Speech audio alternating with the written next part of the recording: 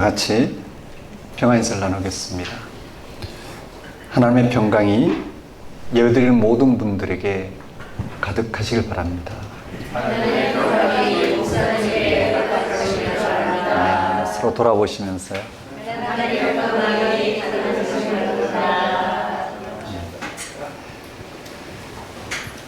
오늘은 성령 강림절 후 10번째 주일입니다.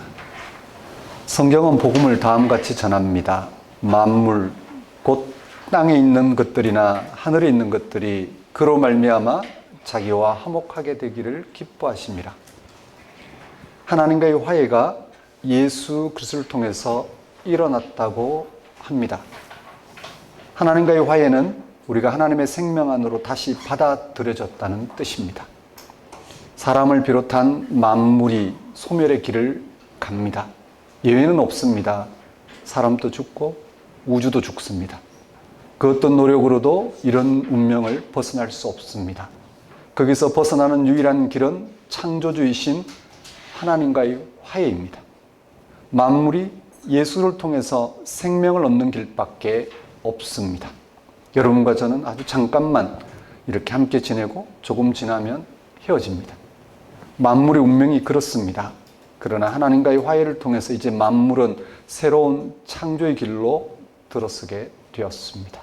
여기서 핵심은 제자들과 초기 기독교인들이 예수 그리스도를 통해서 창조와 부활의 궁극적인 빛을 경험했다는 데 있습니다. 우리에게 정말 엄청난 사건이 일어난 것입니다. 예수 그리스도를 통해서 만물이 하나님과의 화해에 이르게 된 사건, 즉 구원받는 사건이 일어났습니다. 예수 그리스도를 통해서 저와 여러분도 구원받을 것입니다. 부활 생명으로 완전히 새롭게 재창조될 것입니다. 이 사실을 우리는 함께 믿고 함께하는 시간이 예배입니다. 예배는 하나님이 예수님을 통해서 우리에게 보이신 하나님의 생명을 받아들임으로 하나님과 연결되어 하나님 안에서 하나님의 생명을 취하고 누리고자 하는 가장 적극적인 시간입니다. 예배는 하나님과의 화해를 이루게 하신 하나님의 생명에 온전히 집중함으로 하나님이 우리와 함께 하시는 가장 복된 시간을 맞이하는 시간입니다. 다 같이 성령 강림절 후 10번째 주일 예배를 성부와 성자와 성령의 이름으로 드리겠습니다.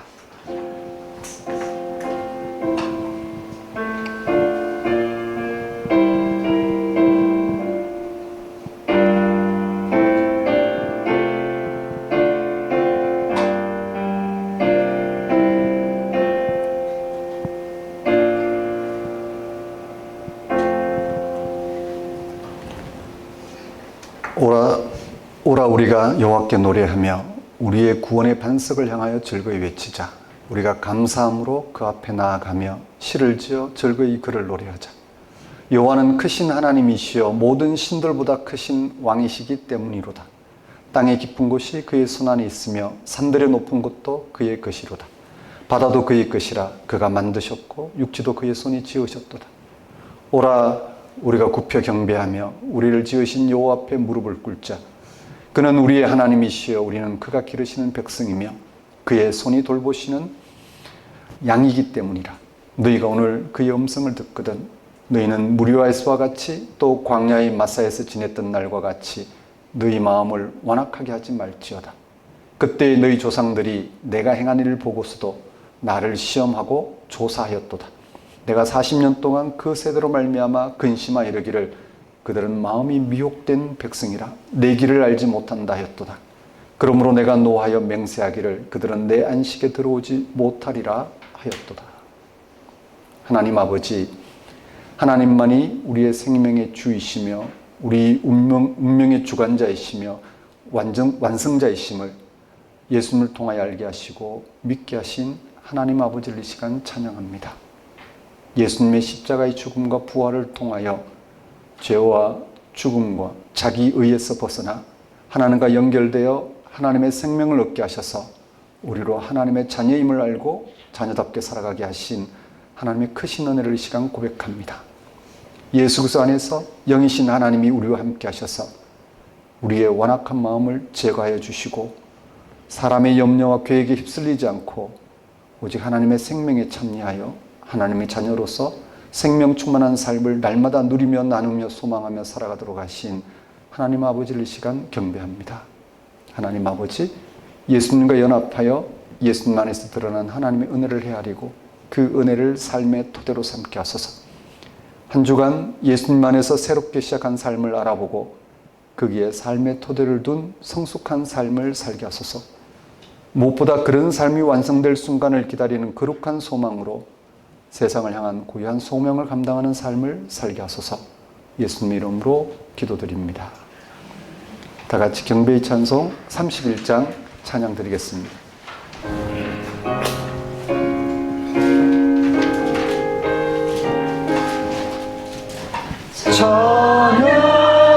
찬양하라 복되신 구세주 예수 백성들아 사랑을 전하세 경배하라 하늘의 정부와 천사 주님 앞에 영광을 돌리세 목자같이 우리를 지키시고 종일 품에 늘 안아주시니 찬양하라 높으신 권세를 찬양 찬양 찬양 영원히 들으세 찬양하라 복되신 구세주 예수 우리 대신 주님을 당했네 구주 예수 영원한 구원의 소망 경배하며 겸손히 절하세 찬양하라 우리 죄 지신 예수 그의 사랑 한없이 크셔라 찬양하라 높으신 권세를 찬양 찬양 찬양 영원히 들으세 찬양하라 복되신 구세주 예수 천사들아 즐겁게 찬양해 구주 예수 영원히 다스리시니 면류관을 주 앞에 드리세 구주 예수 세상을 이기시고 영광 중에 또다시 오시리 찬양하라 높으신 권세를 찬양 찬양 찬양 영원히 들으세 같이 사도신경으로 신앙 고백하시겠습니다. 나는 전능하신 아버지 하나님 천지 창조주를 믿습니다. 나는 그의 유일하신 아들 우리 주 예수 그리스도를 믿습니다. 그는 성령으로 잉태되어 동령저 마리아에게서 나시고 본디오 빌라도에게 고난을 받아 십자가에 못 박혀 죽으시고 장사된 지 사흘 만에 죽은 자 가운데서 다시 살아나셨으며 하늘에 오르시어 전능하신 아버지 하나님 우편에 앉아 계시다가 거기로부터 살아있는 자와 죽은 자를 심판하러 오십니다. 나는 성령을 믿으며 거룩한 공교회와 성도의 교제와 죄를 용서받는 것과 몸의 부활과 영생을 믿습니다. 아멘. 이 시간은 참회의 시간입니다.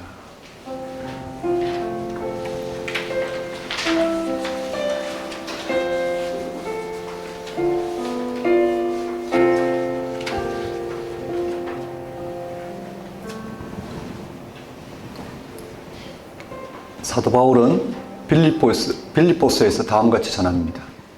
그러므로 나의 사랑하는 자들아, 너희가 나 있을 때뿐 아니라 더욱 지금 나 없을 때에도 항상 복종하여 두렵고 떨림으로 너희 구원을 이루라.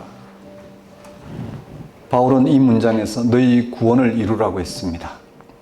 이 말씀에서 놓치지 말아야 될 관점은 구원이 한번 손에 넣으면 완성되는 소유가 아니라 계속 완성돼야 할 과정이란 사실입니다. 자격증을 따는 게 아니라 진리를 향한 거룩한 열망입니다. 구원받았으니까 이제 안심하고 가만히 있어도 되는 게 아니라 치열하게 그 구원을 향해서 계속 가까이 가라는 것입니다. 빌립보서 3장 12절에서 바울은 이 문제를 더 명시적으로 언급했습니다. 내가 이미 얻었다함도 아니요 온전히 이루었다함도 아니라 오직 내가 그리스도 예수께 잡힌 바 된 것을 잡으려고 달려가노라. 또 13절에서는 나는 아직 내가 잡은 줄로 여기지 않는다라고 했고 14절에서 표대를 향해서 달려간다고 했습니다. 구원을 구도의 과정으로 본 것입니다. 이렇게 구원을 향해서 계속 나아가고 달려간다는 게 실제로 무슨 뜻일까요? 일단은 예배에 빠지지 않고 기도하고 성경 읽고 교회 봉사하는 일에 열심 내야 하는 것으로 생각할 수 있긴 합니다. 이런 경건 생활이 그리스도인들에게 중요하다는 사실은 분명합니다. 한국교회 이런 프로그램들이 다양하게 개발되어 있습니다. 각종 방식으로 성경을 읽습니다. 성경 쓰는 이벤트도 있습니다. 특세로 유명한 교회도 있습니다. 신앙생활이 프로그램을 따라가는 것처럼 자리를 잡은 것입니다. 이런 경건생활 자체가 표대를 향해 달려간다거나 구원을 이루라는 말씀에 딱 떨어지는 건 아닙니다. 그런 일에 열심 내는 사람이라고 해서 구원의 과정에 들어선 사람이라는 보장은 없기 때문입니다. 이런 일들은 바울이 예수 그리스도를 알기 이전 유대교의 바리새인으로 살 때 이미 다른 사람이 도저히 따라잡기 힘들 정도로 열정을 기울여 하던 것들이었습니다. 바울은 두렵고 떨림으로 너희 구원을 이루라고 했습니다. 그렇습니다. 신앙의 중심에 들어간 사람에게 나타나는 현상은 두려움과 떨림입니다. 두려움과 떨림이 없으면 신앙은 모양만 남을 뿐이지 피폐해집니다. 21세기 그리스도인들이 이런 두려움과 떨림으로 살아가기는 어렵습니다. 이 시대가 끊임없이 반대로 흘러가기 때문입니다. 인생살이는 본래 고달프니까 가능한 한 재미있게 웃으면서 살아야 한다고 사람들은 생각합니다. 온갖 웃음 치유 선생들이 인기를 끄는 이유도 그게 현대인들의 삶에서 가장 중요하다는 의미가 아니겠습니까? 그런데 여러분, 아브라함, 모세, 이사야 등등 성경에 나오는 하나님의 사람들은 모두 그런 경험을 한 사람들입니다. 두려움과 떨림을 경험한 사람들입니다. 구약의 이스라엘 백성 모두 하나님의 놀라운 일에 두려워하고 떨었던 백성입니다. 예수님의 제자들도 예수 그리스도에게 발생한 하나님의 일을 보고 두려워하고 떨었습니다. 이 두려움과 떨림을 전문 용어로 누미노제, 즉 거룩한 두려움이라고 합니다. 강도를 만나거나 사업체가 완전히 폭망해서 두려워한다는 뜻이 아닙니다. 그런 두려움은 그냥 걱정과 공포입니다. 하나님 경험에서 나오는 거룩한 두려움은 우리의 존재 자체가 완전히 새로워질 때 나타나는 현상입니다. 예수님의 제자들도 그런 경험이 있었기에 자기를 부인하고 재산을 포기하고 부모까지 버리고 예수님을 따를 수 있었습니다. 우린 지금 어떨까요? 우리가 두렵고 떨림으로 이루어야 할 구원이 예수 그리스도를 통해서 나타났습니다. 예수님은 하나님과 같은 분이셨으나 종의 형체로 사람들같이 낮아지셨습니다. 그는 십자가에 죽기까지 하나님께 복종하셨습니다. 하나님께서 그를 지극히 높여 모든 이름 위에 뛰어난 이름을 주셨습니다. 세상 모든 사람들이 예수 그리스도를 주로 시인하게 하셨다고 합니다.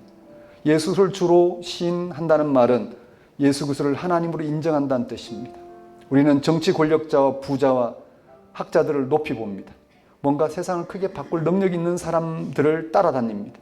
그런 사람들이 많이 나오면 세상도 그만큼 좋아질 것이라고, 구원에 가까이 갈 것이라고 여깁니다. 그게 세상의 이치입니다. 그런데 바울을 비롯한 초기 그리스도인들은 하나님께서 사람들이 예상하지 못한 방식으로 세상을 구원하셨다고 믿었습니다. 예수를 통해서 죄와 죽음이 극복되었다고 말입니다. 모든 사람은 죄와 죽음 운명에 떨어지기에 예수님을 통해서 죄와 죽음이 극복된다면 모든 사람이 예수님을 퀴리오스, 즉 주로 시인하는 것입니다. 초기독교인들은 이렇게 신앙하는 데에는 예수님의 부활을 경험했기 때문입니다. 그들은 예수님에게 하나님께만 가능한 궁극적인 생명 사건이 발생했다고 믿었습니다. 그 생명 사건으로 죄와 죽음은 능력을 잃게 되었습니다. 더는 자기 연민에 떨어지지 않고 자기 소명을 두려워하지 않게 된 것입니다. 예수 속에 일어난 하나님의 생명 사건은 종말에 명명백백하게 드러날 것입니다. 그때까지 우리는 그 사건에 집중하며 살아야 합니다. 이런 인생이 얼마나 기대됩니까? 얼마나 흥미진진합니까? 이것보다 우리의 영혼을 더 생생하게 하는 일은 세상에 없습니다. 지난 2000년 역사에서 수많은 그리스도인들이 이 사실을 자기 삶의 추동력으로 삼았습니다. 우리는 아직 갈 길이 멉니다. 마지막 순간까지 우리는 더 알아야 하고 더 생각해야 되고 더 살펴야 하고 더 기도해야 합니다. 이를 바울은 두려움과 떨림으로 너희 구원을 이루라고 말한 것입니다. 천만다행입니다. 구원파 같은 이단이 말하듯이 구원이 이미 끝난 문제라면 신앙인으로 산다는 것은 시시할 것입니다. 오늘 또 우리는 예수 그리스도 안에 일어난 구원의 신비롭고 놀라운 세계 안으로 한 걸음 발걸음을 옮기는 사람들입니다. 하나님과 온전히 일치를 이룰 때까지 말입니다. 사랑하는 성도 여러분, 한 주간의 삶을 돌아보십시오. 여러분 무엇을 위해 사셨는지요? 정말 두렵고 떨림으로 예수 안에 일어난 하나님 일을 알아보고 거기에 가까이 가고자 사셨는지, 그래서 우리가 어디서 왔는지 또 어디로 가는지, 지금 우리가 함께하는 이 세상의 참된 의미와 또 목적이 무엇인지를 헤아리면서 정말 그렇게 가슴 뛰는 삶을 사셨는지요? 아니면 뻔한 육신의 삶에 매여 먹고 마시는 삶, 하나님 없이 우리가 설정한 삶의 목표를 위해서 그렇게 달려가는, 하지만 그 속에 인간이 처한 죽음이란 운명을 조금도 극복하지 못하고 인간 세상에 펼쳐지는 인간의 비열함을 조금도 해결하지 못한 채 그렇게 전전긍하며 사셨는지요? 이 시간 다시 한번 예수 안에서 일어나는 하나님의 놀라운 일을 알아보고 정말 그 일이 모든 사람의 생명을 새롭게 하는, 모든 사람의 생명을 충만하게 하는 사건이라는 사실 앞에 가슴 벅찬 두려움과 떨림으로 한 주간 살아갈 수 있도록 하나님께 회개와 간구를 드리도록 하십시다.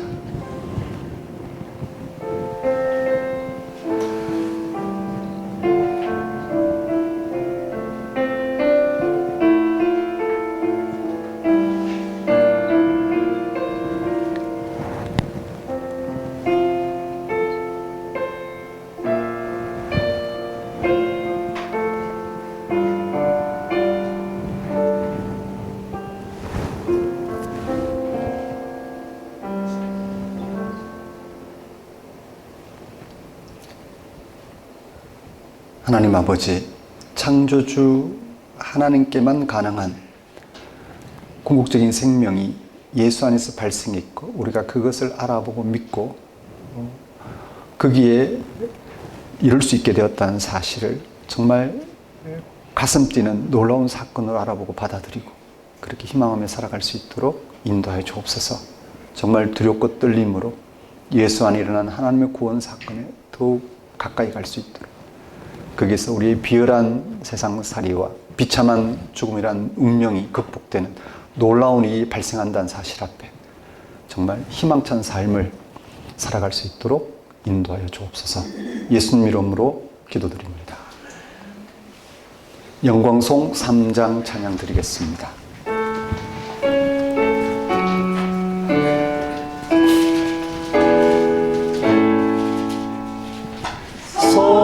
성부성자와 성령 찬송과 영광 돌려보내세. 태초로 지금까지 또 영원 무궁토록 성삼위께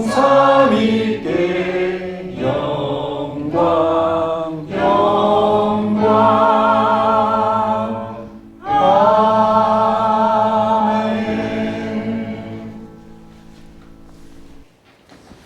이 시간은 봉헌 시간입니다. 봉헌 찬송 77장 찬양 드리면서 준비한 예물 하나님께 봉헌하도록 하겠습니다.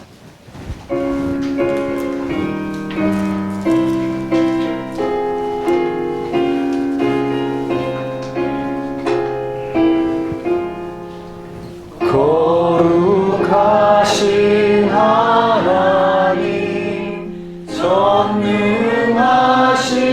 아버지,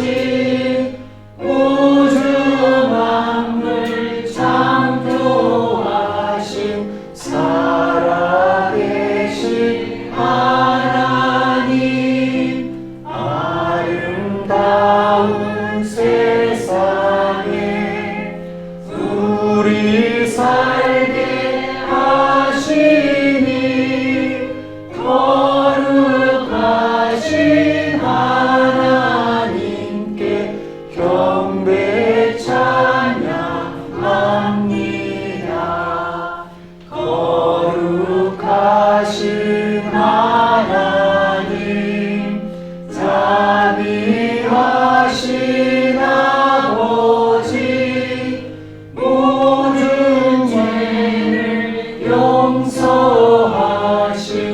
은혜로우신 하나님 우리들을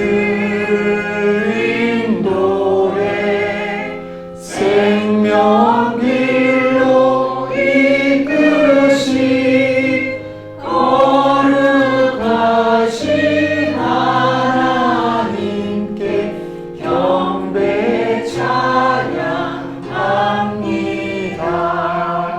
거룩하신 하나님 영원하신 아버지 영생하는 말씀으로 복을 주신 하나님 이 세상을 진리로 이끄시는 하나님 거룩하신 하나님께 감사 찬양합니다.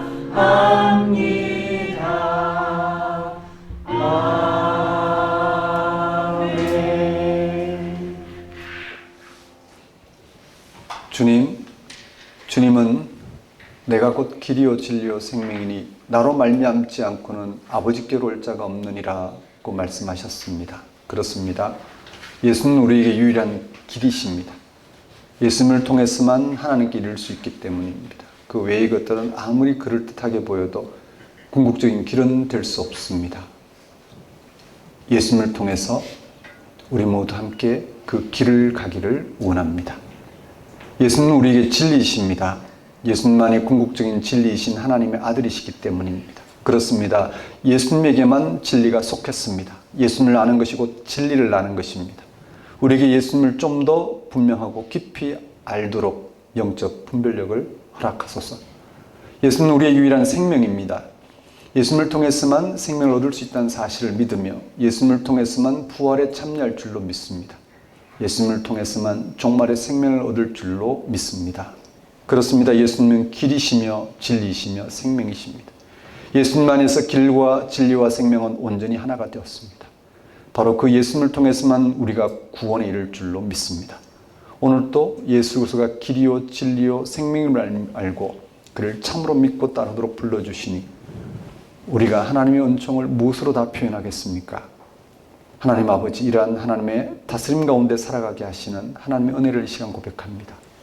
우리의 모든 필요를 채우신 하나님께 감사와 영광을 돌리는 것은 우리의 마땅히 행할 바이며 또한 지극한 기쁨임을 알고 하나님 앞에 나온 우리의 예물과 헌신을 받아주소서. 우리로 생명의 주 앞에, 그 신비 앞에, 그 약속과 미래 앞에 다만 순종하는 삶을 살게 하소서.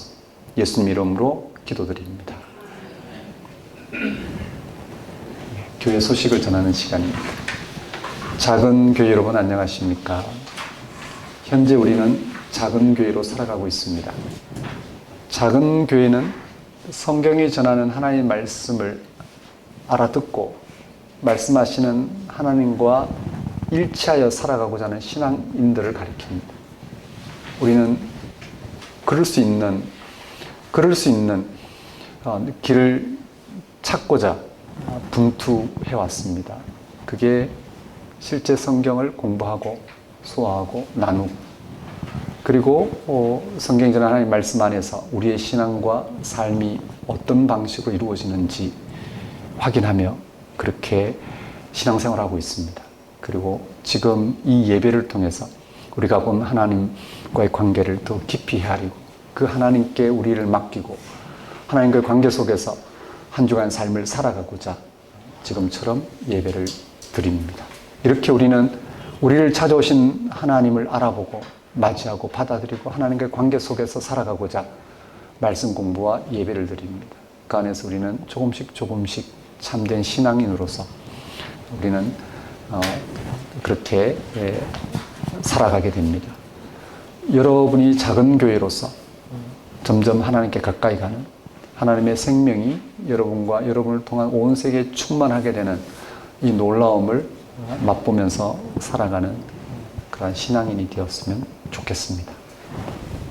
작은 교회 예배 안내입니다. 일부 주일 예배, 작은 교회 예배로서 지금 드리고 있는 주일 오전 10시 예배입니다. 2부 주일 예배는 작은 교회 함께하는 다음 세대 예배, 주일 오후 12시인데 9월에 시작하는 시즌 때 드리도록 하겠습니다. 8월 5주간 예배 안내입니다. 오늘은 8월 둘째 주로서 갈매동에서 드리고 있습니다. 다음 주는 셋째 주입니다. 노원구 근영백화점 5층에서 드립니다. 그리고 사도신경 해설 특강이 있습니다. 사도신경은 사도들이 전한 신앙의 세계를 말하죠. 사도들이 전한 신앙의 세계, 즉 예수에게 일어났고 그리고 일어나고 있고 또 일어날 그 하나님의 구원 사건을 사도들이 제1 증인으로서 그것을 경험했어요. 그리고 거기 일치해서 살았고 그들의 구원 사건으로, 생명 사건으로 증거한 책이 성경이죠. 우리는 성경이 전하는 신앙의 세계를 사도들이 어떻게 전하고 있는지 먼저 사도신경이라는 우리 기독교 신앙의 아주 핵심을 사도신경이 담고 있죠. 그래서 우리는 사도신경을 공부하면서 사도들이 믿고 전했던 신앙의 세계를 우리가 공부하면서 우리가 신앙하는 하나님과 관계가 깊어지고 또 성경의 모든 내용이 사도신경을 향해 있고 사도신경은 성경의 모든 내용을 향해서 그 고백의 실체가 드러난다는 사실을 우리가 확인해 보도록 그렇게 하겠습니다. 그 사도신경 해설 특강이 있는데 이번 주 토요일, 오는 토요일 8월 16일이죠. 1강이고 그 다음 주 2강, 또 그 다음 주 8월 30일 3강입니다. 세 번에 걸쳐서 말씀을 공부하도록, 사도신경 해설을 공부하도록 하겠습니다. 신청은 내일 모레 화요일까지 해주시면 좋겠습니다. 교재를 만들어야 되기 때문에요. 화요일까지 신청해 주시면 될 것 같습니다. 헌금에 대한 문의는 주부를 참고하시면 됩니다. 그럼 오늘 우리에게 주신 하나님의 말씀 보겠습니다.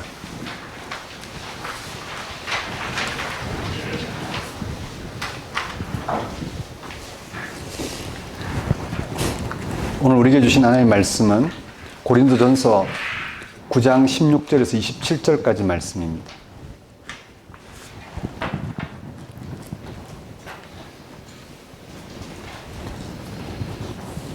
고린도전서 9장 16절에서 27절까지 말씀 제가 받들어 봉독하겠습니다.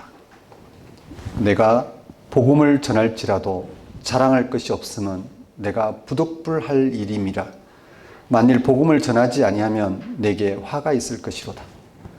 내가 내 자의로 이것을 행하면 상을 얻으려니와 내가 자의로 아니한다 할지라도 나는 사명을 받았노라. 그런즉 내 상이 무엇이냐? 내가 복음을 전할 때 값없이 전하고 복음으로 말미암아 내게 있는 권리를 다 쓰지 아니하는 이것이로다. 내가 모든 사람에게서 자유로우나 스스로 모든 사람에게 종이 된 것은 더 많은 사람을 얻고자 함이라.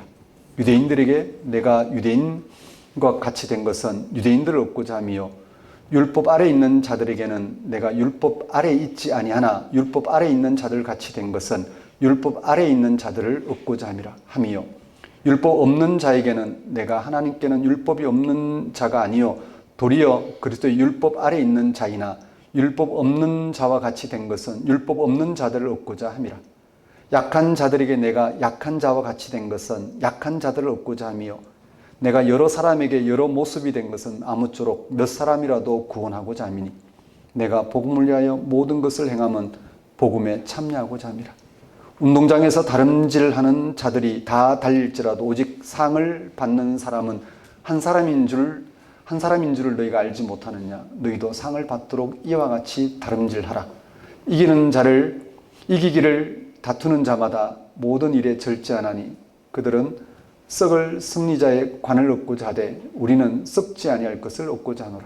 그러므로 나는 다름질하기를 향방 없는 것 같이 아니하고 싸우기를 허공을 치는 것 같이 아니하며 내가 내 몸을 쳐 복종하게 함은 내가 남에게 전파한 후에 자신이 도리어 버림을 당할까 두려워함이로다. 하나님 아버지, 이 시간 선포하는 말씀을 통하여 복음 그 자체에 집중하여 복음의 능력을 맛보고 살아갈 수 있도록 인도하여 주옵소서. 예수님 이름으로 기도드립니다. 오늘 설교 본문은 고린도전서 9장 16절에서 27절까지 말씀이고 제목은 기독교인다운 삶의 방식입니다. 오늘 설교 본문은 고린도 교회에 발생한 우상 제물 먹는 문제를 다루고 있는 고린도전서 8장 1절에서 11장 1절까지 말씀 중에 들어있는 한 부분에 해당합니다. 우상 제물 먹는 문제는 기독교인들이 우상에게 바쳐진 고기를 먹는 게 믿음의 행위인가, 먹지 않는 게 믿음의 행위인가 하는 문제를 말합니다. 고린도 교회의 전반적인 분위기는 우상에게 바쳐진 제물을 끄리낌 없이 먹는 것이 영적인 능력이라고 여겼습니다. 같은 문제를 다루고 있는 로마서에서는 그런 행위를 믿음이 강한 것으로 여긴다고 표현했습니다. 즉 우상 제물을 먹느냐 먹지 않느냐가 영적인 기준, 믿음의 기준으로 작용한 것입니다. 오늘 우리는 어떻습니까? 우리에게는 이런 일들이 없을까요? 많습니다. 대표적으로는 제사 문제입니다. 아직도 제사를 지내느냐 아니냐가 믿음의 기준으로 작용하는 일을 종종 봅니다. 어떤 사람은 믿지 않는 가족들과 갈등을 겪으면서도 제사를 지내지 않는 것을, 또 어떤 사람은 믿지 않는 가족과 갈등을 피하기 위해 제사 지내는 것을 믿음이 강한 것으로 생각합니다. 둘 다 틀린 것은 아니지만 그런 것으로 믿음이 강하다고 할 수는 없습니다. 이런 신앙은 미숙한 신앙 또는 유치한 신앙이라고 할 수 있습니다. 바울은 고린도전서 8장 1절에서 11장 1절까지 말씀에서 고린도 교회의 미숙한 신앙 때문에 벌어지는 우상 제물 먹는 문제에 대한 해결책을 제시하고 있습니다. 고린도전서 8장과 10장은 우상 제물 먹는 문제에 관한 내용을 직접적으로 다루고 있습니다. 그런데 오늘 설교 본문이 들어있는 9장은 사도의 권리에 관한 내용입니다. 전체적인 문맥인 우상 숭배 문제를 다루다가 우상 제물 먹는 문제를 다루다가 9장에서 갑자기 옆길로 빠진 듯 바울 자신의 문제에 해당하는 사도의 권리를 다루고 있습니다. 언뜻 보면 우상 제물 먹는 문제와 연관성이 없어 보입니다. 하지만 8장 1절에서 11장 1절까지의 내용을 자세히 파악해 보면 서로 긴밀하게 연결되어 있습니다. 바울은 고린도 교회가 겪고 있는 우상 제물을 먹는 문제의 원인을 지적하고는 세 가지 해결책을 제시합니다. 첫 번째, 8장에서 바울은 고린도 교회가 겪고 있는 우상 제물 먹는 문제가 영적 지식을 따라 행하는 행위를 내세운 것이 그 원인이라고 지적합니다. 그리고 그 해결책으로 지식이 아니라 사랑을 따라 행할 것을 제시합니다. 둘째, 9장에서 바울은 자신의 사도적 권리를 지식이 아니라 사랑을 따라 행한 것이라는 것을 모범적인 예로 제시합니다. 지식을 따라 행하는 것이 아니라 사랑을 따라 행한다는 게 어떤 건지 바울은 자신이 수행한 사도직을 통해서 모범적인 예로 제시합니다. 그리고 셋째, 10장 1절에서 11장 1절까지에서는 바울은 출애굽한 이스라엘 백성들이 우상 숭배한 구약의 예를 들어서 현재 고린도 교회가 같은 위기에 처해 있음을, 고린도 교회가 우상 제물 먹는 문제에 휘둘린다는 것은 출애굽한 백성이 우상 숭배하는 것 같은 똑같은 위기 현상이라고 바울은 경고합니다. 좀 더 자세히 설명하면 다음과 같습니다. 바울은 8장에서 고린도 교회의 우상 제물 먹는 문제를 다룹니다. 우상 제물 먹는 문제는 주로 시장에서 사 먹는 고기에 관한 것입니다. 그 당시 시장에 파는 고기는 이방 신전에 바쳐졌던 것이기 때문에 기독교인 중에서는 그것을 거부하는 사람들도 있었고 또 개의치 않은 사람들도 있었습니다. 율법적으로만 본다면 그런 고기는 먹을 수 없습니다. 그러나 율법에서 자유하다고 생각한 사람은 끄리낌 없이 그걸 먹었습니다. 그 결과 고기 먹는 사람들은 먹지 않은 사람들을 비난하고 고기 먹지 않는 사람들은 먹는 사람들을 적대시했습니다. 이러한 문제의 원인이 영적인 지식에 따라 행하는 영적인 지식에 따라 행하는 행위를 자랑하는 것 때문에 벌어진 일이라고 바울은 파악했습니다. 그 지식은 복음을 통하여 주어진 하나님에 대한 지식과 예수 그리스도를 통해 주어진 구원에 관한 지식입니다. 8장에 잘 소개되어 있습니다. 그래서 이 지식의 근거에서 우상은 원래 없는 것이기에 신전에 바쳐졌던 것이라 하더라도 먹는데 아무 상관이 없다고 생각했습니다. 그것이 그들이 누리는 영적 자유, 즉 믿음이 강한 것이라고 생각했습니다. 그런데 그 결과는 서로 비난하고 적대시하는 갈등 문제가 발생한 것입니다. 이 문제의 해결책으로서 바울은 8장에서 다음과 같이 전합니다. 시작부터 문제의 원인과 해결책을 제시하는 방식으로 진행합니다. 8장 1절은 이렇습니다. 우상 제물에 대하여는 우리가 다 지식이 있는 줄을 아나 지식은 교만하게 하며 사랑은 덕을 세우나니. 바울은 지식이 아니라 사랑을 해결책으로 제시합니다. 지식을 따라 행하는 것을 영적인 자랑으로 내세우는 것은 서로 교만하게 하는 미숙한 신앙인 것입니다. 대신에 사랑을 따라 행하는 것이 영적인 자유를 함께 누리도록 하는 덕을 세우는 신앙, 즉 성숙한 신앙인 것입니다. 여기서 사랑은 고린도 교회가 알고 있는 지식의 실체인 십자가에 못 박힌 예수 그리스도를 통하여 세상을 구원하신 하나님의 행위를 가리킵니다. 고린도 교회는 이 하나님의 행위를 따라 모두가 함께 하나님의 구원에 참여하고자 해야 합니다. 그것은 지식으로는 불가능하고 오직 사랑으로만 가능한 것입니다. 8장 13절에서 바울은 지식에 따른 신앙이 아니라 사랑을 따른 신앙 행위를 구체적으로 제시합니다. 8장 13절입니다. 그러므로 만일 음식이 내 형제를 실족하게 한다면 나는 영원히 고기를 먹지 아니하며 내 형제를 실족하지 않게 하리라. 바울은 아직 영적 지식이 없어 자유롭지 못한 사람들이 우상에게 바친 고기를 먹는 문제로 인해서 시험에 들린다면 자기는 고기를 절대 먹지 않겠다고 했습니다. 기독교인은 우상으로부터 자유롭지만 형제 자매를 위해서 그 자유를 유보하겠다는 것입니다. 바울은 또 10장 1절에서 22절까지 말씀에서 다시 우상제물 먹는 문제를 더욱 심각하게 다루면서 강력하게 경고합니다. 예수를 믿음으로 죄와 죽음에서 건지시는 하나님의 구원에 참여하고자 모인 교회가 고기 먹는 문제와 같은 차원에 걸려있는 것은 우상 숭배하는 것이라고 단언합니다. 단순히 고기 먹는 것이 옳으냐 아니냐의 문제가 아니라 그런 문제에 휩싸이는 것 자체가 바로 우상 숭배하는 것이라고 합니다. 결론적으로 바울은 10장 23절에서 10장 23절과 11장 1절까지 말씀에서 다시 한번 지식이 아니라 사랑에 근거한 신앙을 구체적으로 제시합니다. 10장 31절에서 33절 말씀을 제가 읽겠습니다. 그런즉 너희가 먹든지 마시든지 무엇을 하든지 다 하나님의 영광을 위하여 하라. 유대인에게나 헬라인에게나 하나님의 교회나 그치는 자가 되지 말고 나와 같이 모든 일에 모든 사람을 기쁘게 하여 자신의 유익을 구하지 아니하고 많은 사람의 유익을 구하여 그들로 구원을 받게 하라. 먹든지 마시든지 다 하나님의 영광을 위하여 하라고 권면하고는 모든 일에 자신의 유익이 아니라 다른 사람의 유익, 즉 구원을 위해서 하라고 권면합니다. 그리고 마지막 구절 고린도전서 11장 1절에서 바울은 자신이 그리스도를 본받는 자가 된 것 같이 고린도 교회도 자신을 본받는 자가 되라고 권면합니다.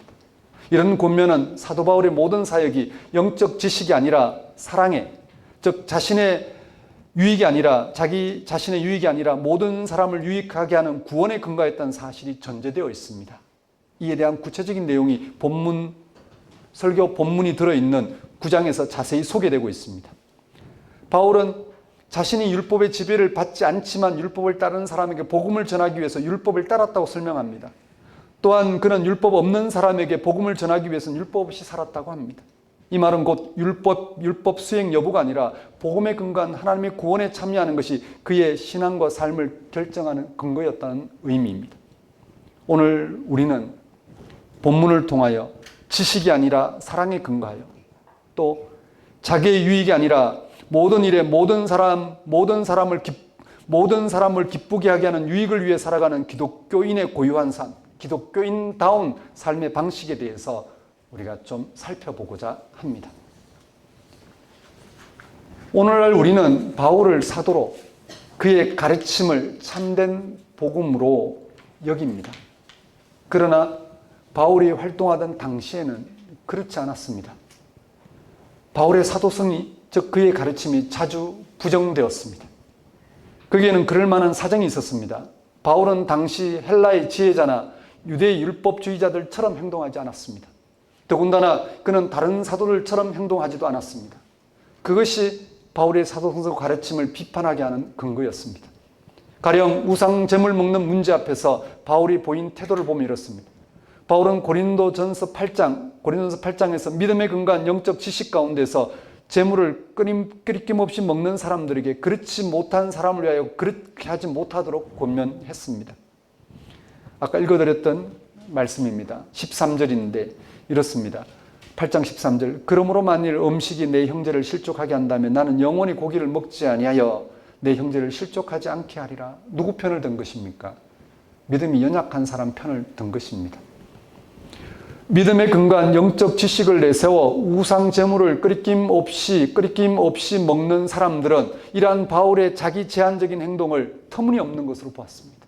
왜냐하면 자신들의 행동은 분명히 믿음에 근거한 것이었기 때문입니다. 만일 바울이 진짜 사도라면 믿음에 근거한 영적 지식을 따라 행하는 그들을 지지할 뿐만 아니라 당연히 그들을 본받도록 해야 했습니다. 그런데 우상 제물 먹는 것을 끓이는 사람들의 연약함을 비판하지 않고 그들을 더 세심하게 배려하는 듯한 바울의 태도는 일부 고린도 교인들에게 바울의 사도성을 의심하게 만들었습니다. 그들이 보기에 바울이 결단력 없이 이중적 자세를 취하는 것처럼 보였습니다.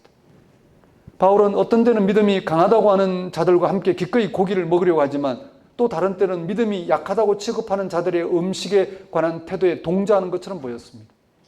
이런 바울의 태도는 그가 사도로서 행동에 타당한가라는 의혹을 품게 했습니다. 바울의 이러한 행동들은 당시의 헬라 시대 선생들에게나 유대교 지도자들에게서는 찾아볼 수 없는 것이었습니다. 이런 의심은 바울이 장막을 만드는 노동을 하면서 자신의 생활과 성교비를 충당하는 그의 사역 형태 때문에 더욱 확산되었습니다. 그 당시 그런 천한 노동은 사도라 불리는 지도자들에게는 어울리지 않는 것이었습니다.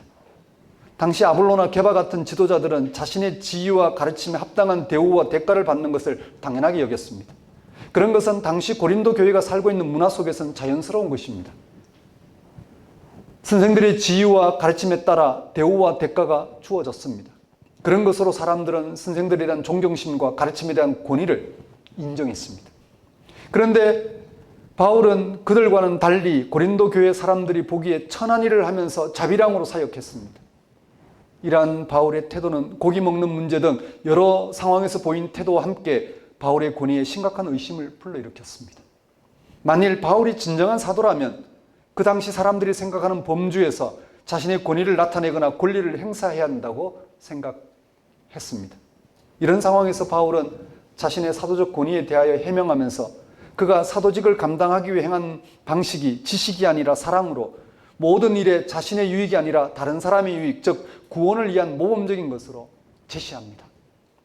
고린도전서 9장 3절에 본문이 들어있는 9장 3절에서 바울은 사도의 권위를 사람들이 기대하는 방식으로 사용하지 않는 것에 대해 비판받고 있는 것을 언급하면서 자신의 사도직에 대해 적극적으로 해명하기 시작합니다. 바울은 자기가 사도로서 자격이 충분하다고 반박합니다. 이어서 그도 다른 사도들처럼 사도로서 당연히 누릴 권리가 있다고 자신도 인정합니다. 그는 사도의 권리를 몇 가지 예로 듭니다. 4절에서 우리가 먹고 마실 권리가 없겠느냐. 5절에서 우리가 야고보나 베드로처럼 아내를 데리고 다닐 권리가 없겠느냐. 그리고 6절에서 일하지 않을 권리가 없겠느냐라고 했습니다. 그 뒤로 곡식을 밟아 떠는 소에게 망을 씌우지 말라는 구약 신명기 25장 4절 말씀을 거론하면서 복음을 전하는 사람이 교회에서 경제적 도움을 받는 건 당연하다는 논리를 길게 설명합니다. 또 고린도전서 9장 14절에서 예수님의 말씀을 인용하면서 복음을 전하는 자들은 복음으로 말미암아 먹고 살아야 한다고까지 말했습니다. 바울은 사도로서 최선을 다해 복음을 전했습니다. 그런 바울의 사역이 당시 고린도 교회를 비롯한 초기 기독교가 다른 사역자들과 비교했을 때 충돌이 일어난 것입니다. 갈등이 일어났습니다. 예수를 믿는 사람들 사이에 왜 이런 충돌이 일어나는 것일까요? 왜 이런 비판이 일어나는 것일까? 바울을 비판하는 사람들이 무조건 나쁘기 때문에 또는 바울이 잘난 척했기 때문에 이런 일이 벌어지는 것일까요? 그렇지 않습니다. 교회에서 충돌이 벌어질 때 옳고 그름을 판단하기 쉽지 않습니다. 서로 관점이 있기 때문입니다. 완전히 잘못한 사람도 없고 완전히 잘한 사람도 없습니다. 문제는 이런 충돌과 다툼이 일어났을 때 거기에 매몰되어 버린다는 데 있습니다. 다투게 된 원인은 온데간데 없고 서로 감정적으로 대하고 맙니다. 옳고 그름 그 자체에 집중하고 맙니다. 바울은 그렇게 하지 않았습니다. 그는 자신을 비판하는 이들을 향하여 그는 최선을 다해서 자기의 사역의 행태가 왜 그런지, 그런 사역이 복음 안에서 어떻게 모범적인지를 해명합니다. 그는 다른 사도들이나 자기를 비판하는 사람들과 다툴 때 다투더라도 근본적인 것을 놓치지 않았습니다. 그 근본적인 것은 복음입니다. 바울은 자신의 사도직 수행이나 그것을 비판하는 이들을 향해 변화하는 방식은 자신의 유익을 위해서가 아니라 복음 전파가 목적이었습니다. 자신이 뭔가 옳다는 걸 내세우는 게 목적이 아니었습니다. 사람들로 하여금 자기를 알아주라 하는 것도 목적이 아니었습니다. 그는 비판받고 비판을 해명하는 데 있어서 오직 복음이 살아 역사하기를 바랬습니다. 복음에 대한 자신의 열정을 16절에서 오늘 본문 시작절 16절에서 그는 이렇게 토로합니다. 내가 복음을 전할지라도 자랑할 것이 없으면 내가 부득불할 일임이라. 만일 복음을 전하지 아니하면 내게 화가 있을 것이로다. 이러한 바울의 고백은 복음을 자기 존재 근거로 받아들일 때만 가능한 것입니다. 그에게 복음 전파는 먹고 마시는 일이나 숨 쉬는 것 같은 생존을 위한 것과 마찬가지로 절대적인 것이었습니다. 그것을 통해서만 자신은 존재할 수 있다고 여긴 것입니다. 따라서 다른 것은 자기의 삶에서 상대적인 것이 되고 맙니다. 상대적인 것으로 자기 존재 근거가 훼손되지는 않습니다. 그래서 그는 독신주의자가 아니지만 독신으로 살아갈 수 있었습니다. 그는 다른 사람들의 비판에도 불구하고 오히려 믿음이 약하다고 하는 자들을 편들거나 믿음이 강하다고 하는 자를 경계하기도 했습니다. 복음 전파를 위한 것이라면 그는 무슨 일이나 할 수 있었기 때문입니다. 말하자면 그는 복음으로 인해서 자유를 얻은 것입니다. 복음을 통한 자유는 자유뿐 아니라 제한이기도 합니다. 복음을 위해서 모든 것을 할 수 있지만 동시에 복음을 위해서 자유마저 포기할 수 있었습니다. 그것은 본문 19절 이하에서 율법을 예로 들어 설명합니다. 율법을 지키는 사람들 앞에서는 자신이 율법을 지키는 사람이 아니지만 율법을 지키는 자처럼 행동하고, 율법과 관계없는 사람 앞에서는 자기가 율법에 충실한 사람이지만 율법을 지키지 않는 사람처럼 행동한다는 것입니다. 바울은 복음 전파가 관건이기 때문에 율법을 따를 수도 있었고 거부할 수도 있었습니다. 그는 자신의 생각을 23절에서 다시 이렇게 피력합니다. 내가 복음을 위하여 모든 것을 행함은 복음에 참여하고자 함이라. 복음은 예수 그리스도에게 일어난 사건을 가리킵니다. 왜냐하면 예수 그리스도의 사건에서 영원한 생명에 이르게 하는 하나님의 지혜와 능력이 나타났기 때문입니다. 바울이 자신의 모든 행위는 오직 복음에 참여하기 위한 것이라는 결단도 바로 이 사실에 근거한 것입니다. 바울이 자신의 모든 행위는 오직 복음에 참여하기 위한 것이란 그런 자기 결단도 바로 이 사실에 근거한 것입니다. 바울은 고린도전서 시작장 1장 23절 24절에서 다음과 같이 진술합니다. 우리는 십자가에 못 박힌 그리스도를 전하니 유대인에게는 그리끼는 것이요 이방인에게는 미련한 것이로되 오직 부르심을 받은 자들에게는 유대인이나 헬라인이나 그리스도는 하나님의 능력이요 하나님의 지혜니라. 여기서 바울은 자신의 모든 가르침과 행동의 근거가 바로 십자가에 못 박힌 그리스도를 인해서 하나님의 생명을 얻게 하신 하나님의 능력, 하나님의 지혜에 놓여 있다는 것을 분명히 합니다. 예수님의 십자가의 죽음은 당시 헬라인들이나 유대인들은 이해할 수 없는 것이었습니다. 그들이 볼 때 십자가의 죽음은 끄리끼는 것이고 미련한 것이었습니다. 예수가 그리스도라면 절대 그런 길을 가면 안 되었습니다. 당시 예수님이 조금만 타협적으로 대처했다면 그는 십자가에 못 박히지 않을 수도 있었을 것입니다. 그러나 그는 십자가의 죽음이 하나님의 뜻이라면 순종해야 한다고 생각했습니다. 자신에서 십자가에 달려 죽겠다는 말이 아니라 그 어떤 위기나 위협이 닥친다 해도 그가 전한 하나님 나라가 가까이 왔다는 사실을 끝까지 끝까지 선포하지 않을 수 없다는 결단입니다.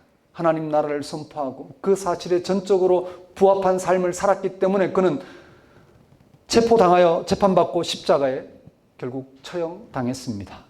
하나님의 뜻에 절대 순종한 결과가 바로 십자가 죽음이었습니다. 이 사건을 통해서 예수님의 제자들과 초기 기독교인들은 전혀 새로운 생명을 경험했습니다. 예수님이 선포한 하나님 나라가 성취되는 그 일을 경험했습니다. 바울도 이 사실에 근거하여 당시 고린도 교인들이 익숙한 문화나 헬라 선생이나 유대 율법 교사들과 달리 사도로서의 고유한 사명을 감당한 것입니다. 비록 여러 가지 일로 사도의 권위가 부정당하는 상황이라도 그는 복음에 일치한 사도직을 감당할 수밖에 없었습니다. 바울은 사도의 권위를 부정당하더라도 사도로서의 고유한 길을 가고자 하는 것은 예수 그리스도를 통한 생명을 얻고자 하는 데 있다는 사실을 본문 23절, 좀 전에 읽었던 23절과 같이 표현한 것입니다. 내가 복음을 위하여 모든 것을 행함은 복음에 참여하고자 함이라. 그리고 그런 길이 어떤 것인지 이어지는 24절에서 27절에서 비유를 들어 아주 자세하게 설명합니다. 바울은 24절에서 다음과 같이 전합니다. 운동장에서 다름질을 하는 자들이 다 달릴지라도 오직 상을 받는 사람은 한 사람인 줄 너희가 알지 못하느냐. 너희도 상을 받도록 이와 같이 다름질하라. 바울은 오직 한 사람만 상을 얻는다고 말했습니다. 이는 바울과 같은 특출한 사람과 경주해서 이겨야 상을 받는다는 말이 아닙니다. 어떤 경쟁심으로 불타오르게 하라는 것도 아닙니다. 정반대입니다. 달리기 시합에서 상을 얻는 한 사람처럼 우리 모두 각자의 삶에서 그 어떤 일이 있어도 상을 얻을 수 있도록 달려야 한다는 것입니다. 각자가 주어진 그 목표를 향해서 달려야 한다는 말씀입니다.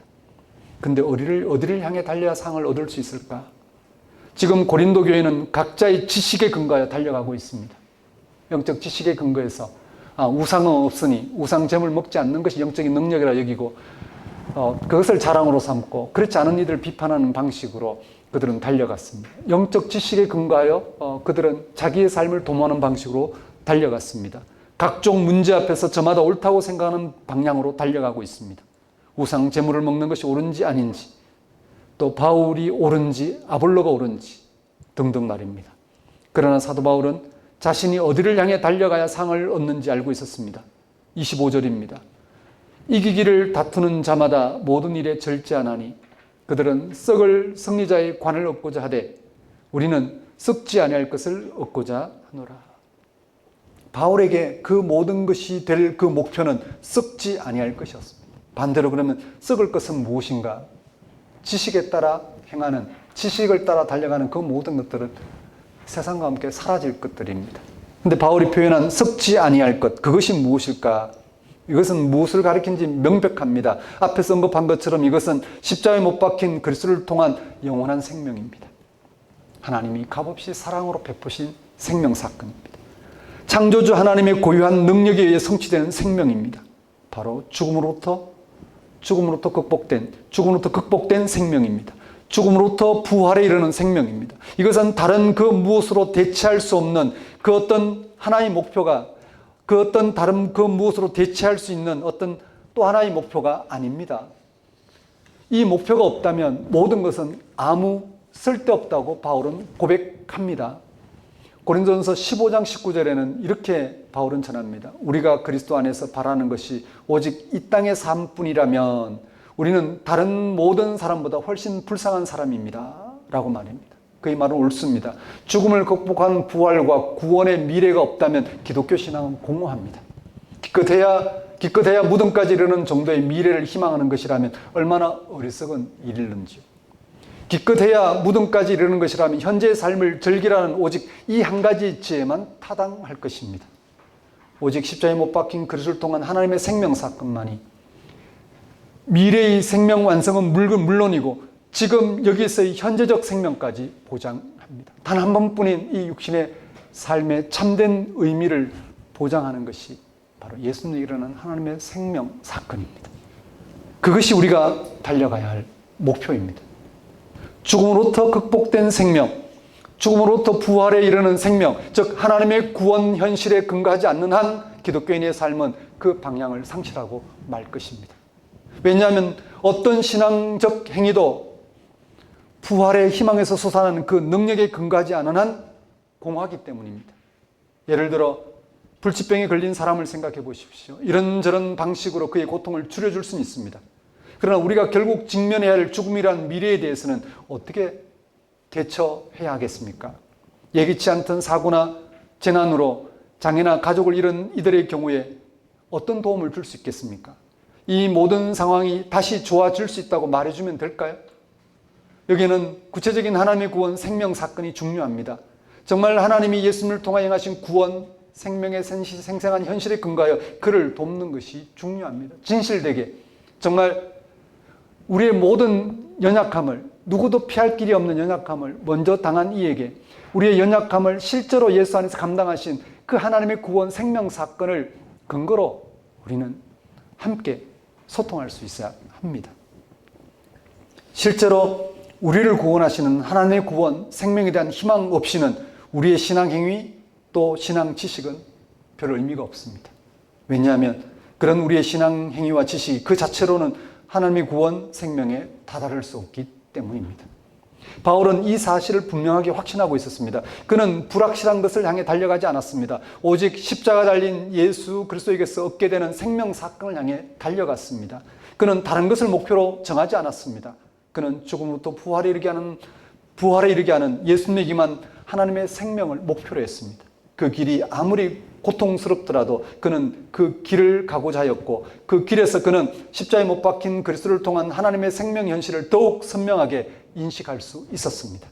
더 이상 다른 인정이나 권위가 필요하지 않을 정도로, 다른 사도와 같은 인정을 필요하지 않을 정도로 세상에서의 어떤 인정 방식을 따라 행할 필요가 없을 만큼 영혼의 충만을 경험하였습니다. 그에게 이것보다 더 분명한 방향과 목표는 없었습니다. 사랑하는 성도 여러분, 오늘 우리도 십자가에 못 박힌 그리스도를 통한 하나님의 생명 사건으로 충만해져야 합니다. 즉 죽은 자의 부활이 입게 될 생명에 대한 희망으로 완전히 충만해져야 합니다. 이것은 창조주 하나님이 세상을 전적으로 새롭게 하실 능력에 대한 희망입니다. 따라서 모든 사람을 위한 희망이기도 합니다. 이 희망으로 우리는 목회하며 친교하며 봉사하며 신앙하며 선교하는 삶을 삽니다. 오직 이럴 경우에만 우리의 신앙은 자신의 자랑이나 유익에 근거하여 옳으냐 그르냐의 논쟁에 떨어지게 하는 영적 지식에 머물지 않습니다. 온 땅에 온전히 성취될 하나님의 생명에 대한 희망에 근거할 때만이 우리의 삶은 명료해질 수 있습니다. 그렇지 않을 때는 다른 사람은 물론이고 자기의 삶조차 생명 얻는 길에서 멀어지게 될 것입니다. 바울의 마지막 고백을 들어보십시오. 27절입니다. 내가 내 몸을 쳐 복종하게 하면 내가 남에게 전파한 후에 자신이 도리어 버림을 당할까 두려워함이로다. 그렇습니다. 우리 기독교인다운 삶의 방식은 십자가에 못 박힌 그리스도를 통한 하나님의 생명 사건에 일치하여 그 생명을 전하는 데 있습니다. 그 생명은 오직 사랑으로 이루어진 사건입니다. 값없이 지금도 영이신 하나님에 의해서 십자가에 가신 그리스도를 통해 베풀어지는 생명 사건입니다. 그 한 가지를 굳건하게 붙든다면 그런 생명 사건을 둘러싼 우리의 지식이나 신앙 행위는 자기 자랑이 아니라 오직 그 생명 사건을 드러내는 통로로 사용될 것입니다. 그럴 때 사랑 충만한 삶이 펼쳐질 것입니다. 그것이 우리 기독교인다운 삶의 방식입니다. 그런 한 주가 되시기를 권면드립니다. 기도하겠습니다. 하나님 아버지, 이 시간 선포한 말씀을 통하여 우리의 삶의 목표가 무엇인지 굳게 알아보고 굳게 붙들고 그 방향으로 나아갈 수 있도록 인도하여 주옵소서. 십자가 달리신 예수 안에서 사랑으로 베풀어진 하나님의 생명 사건은 우리의 옳고 그름을 넘어서서 모두에게 값없이 베풀어진 사건임을 오직 그 생명 사건을 드러내는데 다함 없는 삶을 살아갈 수 있도록 인도하여 주옵소서. 예수님 이름으로 기도드립니다. 다 같이 일어나셔서 결단의 찬양 321장 찬양 드리겠습니다.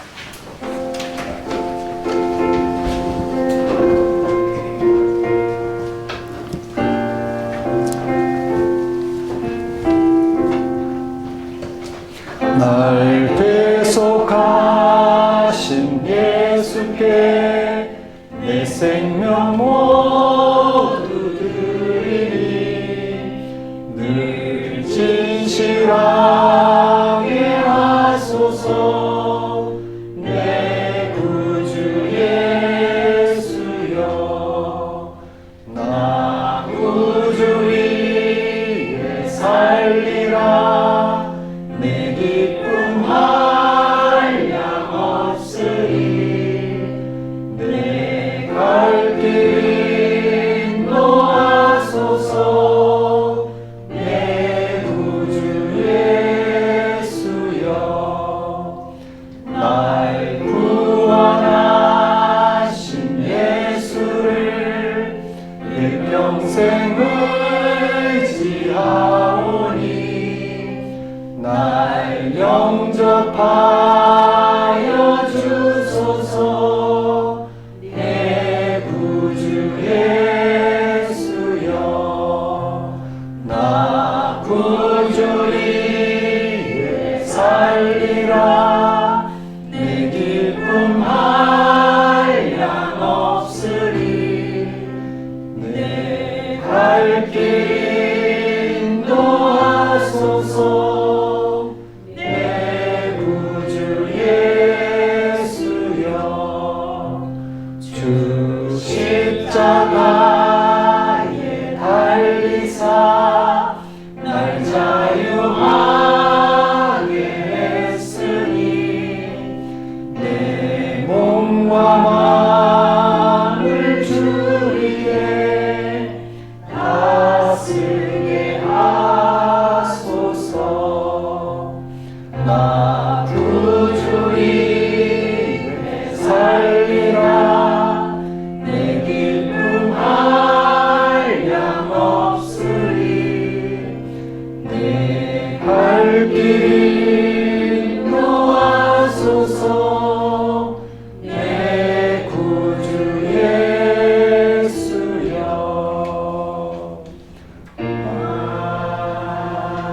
아멘. 기도하겠습니다.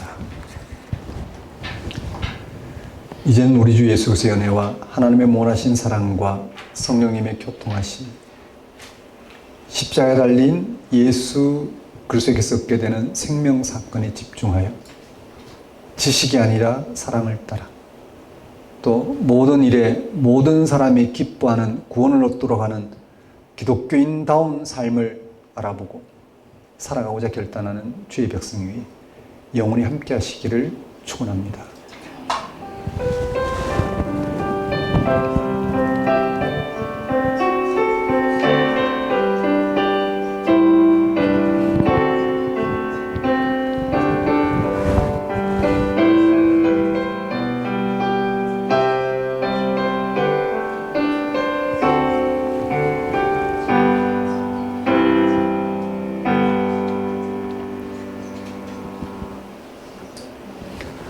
예배를 마치겠습니다.